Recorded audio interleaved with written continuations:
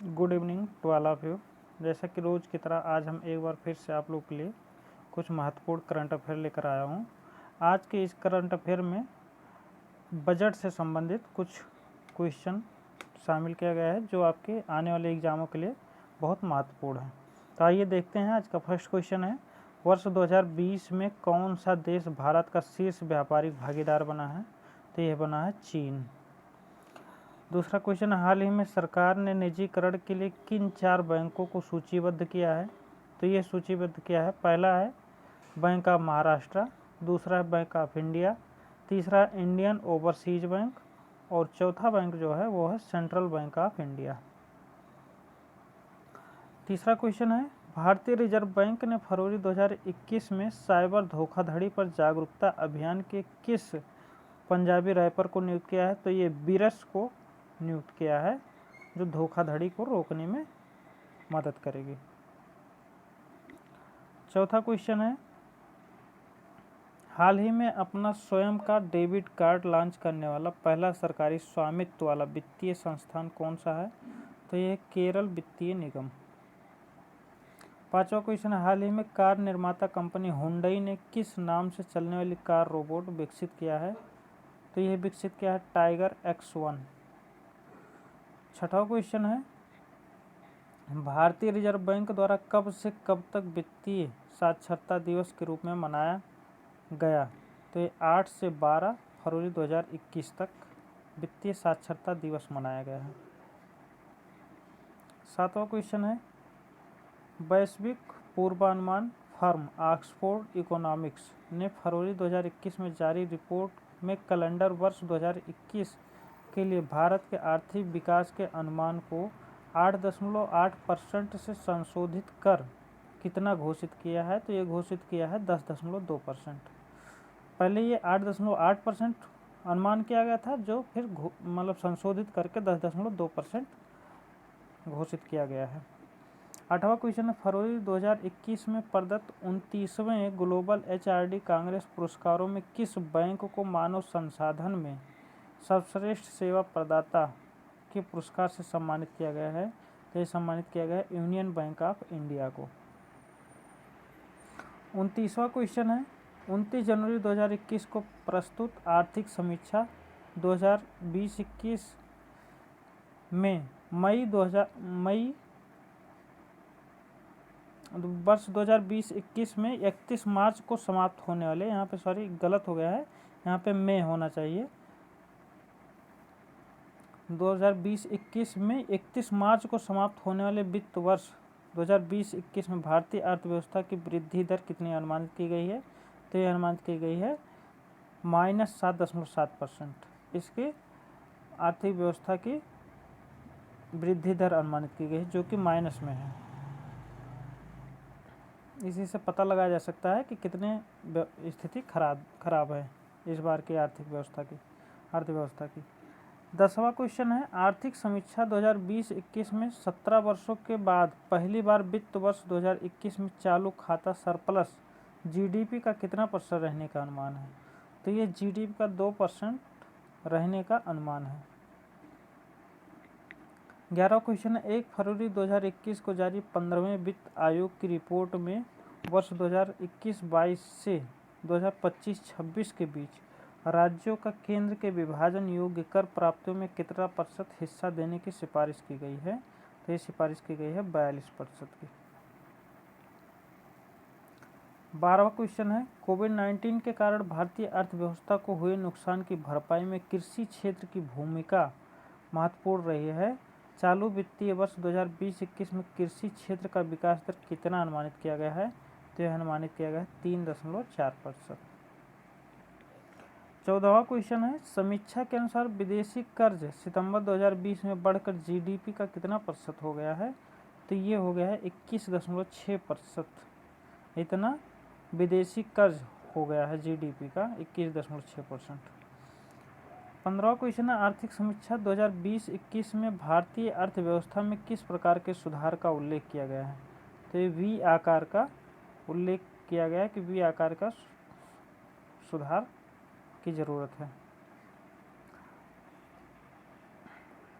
16वां question है, समीक्षा के अनुसार देश के सकल मूल्य वर्धन यानी जीवीए में कृषि और संबद्ध क्षेत्रों का योगदान वर्ष 2019-20 में स्थिर मूल्यों का कितना प्रतिशत रहा है? तो ये रहा है 17.8%। 17वां क्वेश्चन है, कृषि वर्ष 2019-20 में देश में कुल खाद्यान्न उत्पादन चौथे अग्रिम अनुमान के अनुसार कितना रहा है? तो ये है 11.44 मिलियन टन। इतना खाद्यान्न उत्पादन रहा है 2019-20 में। आज का 18वां क्वेश्चन है, वर्ष 2019-20 में मत्स्य पालन क्षेत्र का कुल राष्ट्रीय जीवीए और कृषि जीवीए में कितना प्रतिशत योगदान रहा है? तो ये राष्ट्रीय जीवीए जो है वो 1.24% और कृषि जीवीए मतलब कृषि का हिस्सा जो है वो 7.28% रहा है। 19वां क्वेश्चन है, केंद्रीय बजट 2021-22 में कब तक ब्रॉड गेज रेल मार्गों का 100% विद्युतीकरण करने का लक्ष्य रखा गया है? तो ये लक्ष्य रखा गया है वर्ष 2023 तक 100% विद्युतीकरण ब्रॉड गेज रेल मार्गों का हो जाएगा। 20वां क्वेश्चन है, वह केंद्र शासित प्रदेश, यहाँ पे वह होना चाहिए, यहाँ पे गलती से वह लिख गया है। वह केंद्र शासित प्रदेश जिसके लिए बजट 2021-22 में एक गैस पाइपलाइन परियोजना की घोषणा की गई है। तो एक गैस पाइपलाइन की घोषणा जम्मू कश्मीर में की गई है। 21वां क्वेश्चन है, 1 अप्रैल 2021 से शुरू होने वाले नए वित्तीय वर्ष 2021-22 के लिए बजट में विनिवेश द्वारा कितना रुपया एकत्र करने का लक्ष्य रखा गया है?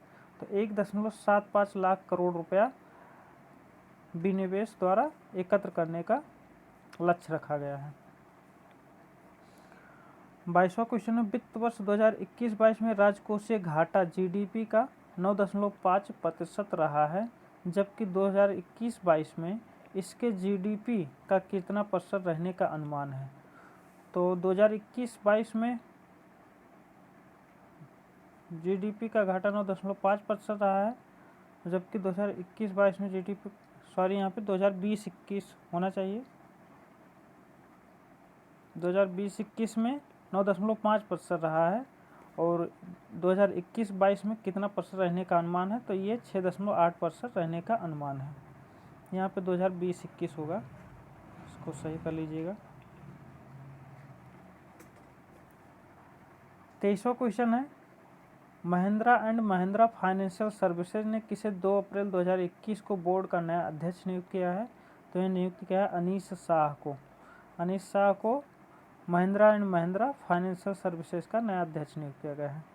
24वां क्वेश्चन है, प्रतिवर्ष जनवरी में दावोस स्विट्जरलैंड में आयोजित की जाने वाली विश्व आर्थिक मंच की बैठक कोविड-19 के कारण पहली बार यूरोप से बाहर कहां पर मई 2021 में आयोजित की जाएगी?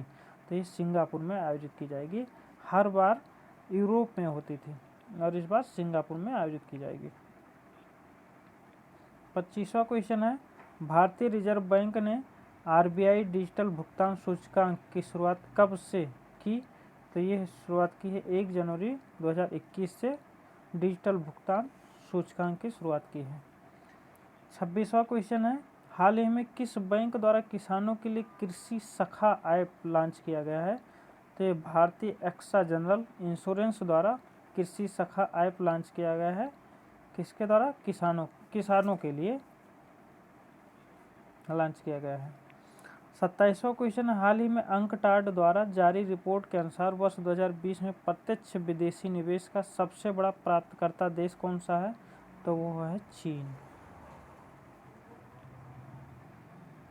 28वां क्वेश्चन है, अंतर्राष्ट्रीय मुद्रा कोष द्वारा 26 जनवरी 2021 को जारी नवीनतम आर्थिक आउटलुक रिपोर्ट के अनुसार भारत की जीडीपी वित्त वर्ष 2021-22 के कितना रहने का अनुमानित है?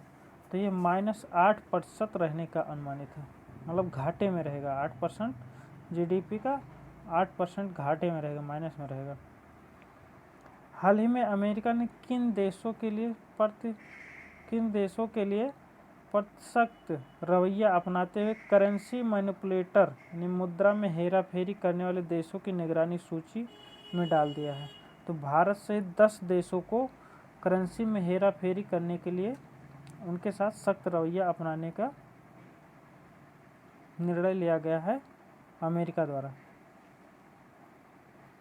तीसरा क्वेश्चन है और आज का अंतिम क्वेश्चन, वह बैंक जिसके द्वारा भारतीय सेना के जवानों के लिए सौर सैलरी अकाउंट की शुरुआत करने की घोषणा की गई है। तो ये बंधन बैंक द्वारा सौर सैलरी अकाउंट की शुरुआत भारतीय सेनाओं के जवानों के लिए किया जाएगा।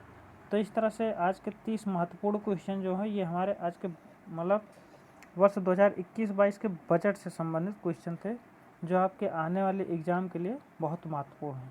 तो इस तरह से आज का हमारा ये 30 क्वेश्चन पूरा होता है। धन्यवाद।